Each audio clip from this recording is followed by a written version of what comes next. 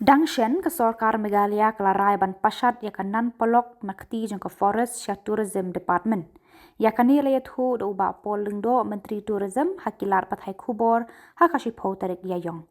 Uba pol ulayat hu ru yakani karai la menjur dokumenti ke Sorkar jela hakajingelang belalum do Menteri rang ba konrat ke sangma Dangshen hasilong. Uba pol ulayat hu yakani karai la pensyong nong rem halor ke jinglong jingman jong kani ke jaka kabadan hasadam bat hadok nut ke sor shelong.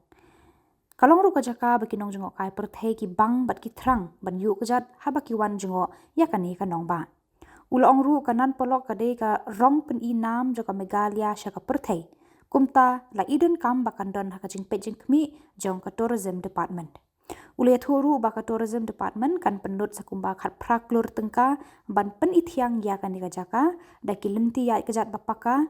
ki dingjing syai ki bathaba itnat bat ki jaka syongkai ki batingen ban kring susu ya ki briu ban wan jengo ya ka.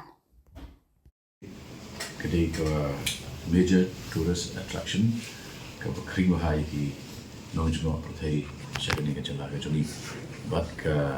jingking jong kani ke naplo kalau dari ke kalau ikonik kalau gumbra simbol kasyap jom kejala negara di barok sikata kani kelajudan hagi sistem beladap ke dalam Department of Tourism hendai nagi kat tu kani kita ia ke management jongka la simno deka Forest and Environment Department di aga jingi keren pat menang ini aga meeting ke ba lalum do menteri raba ke bangar ngeladan lang la menjur ba dan penpoi lanin retransfer penpai no ia gani ke liek sha ke Tourism Department namar kini gede habanikong shwa gede ka tourist spot ti ke baar kolong ba namar ke ba lawanich ke Forest Department ni ba ki let habadan ki events mod hakapor san bijila khangno ti kapor san biji kalong kloy palat kapor ki baki office ki wai kawamat bawat ki nomtri sorkaru ki bami adu ndadep laga jong duty taman room ki mio tete shele ti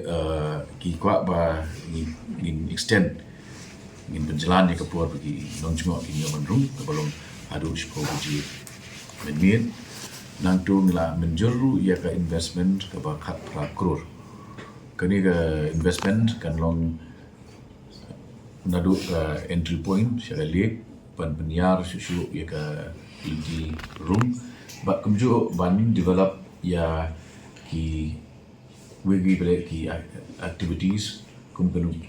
ksa ni ka sound and light show moment musical fountain ke ba don ki namba ki ba lakham di shnang lakham ha ka pakai kani musical fountain kan ya hablu bat ke jinggi ke jong jela juni ya ke music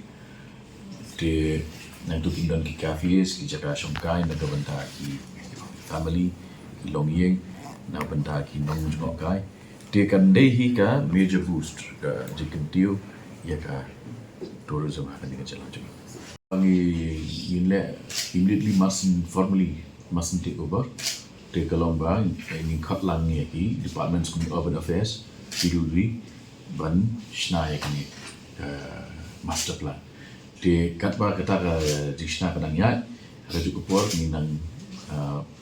berkrek ban kot tenda nang benda kini kejintrai kat prakrur nang benda ini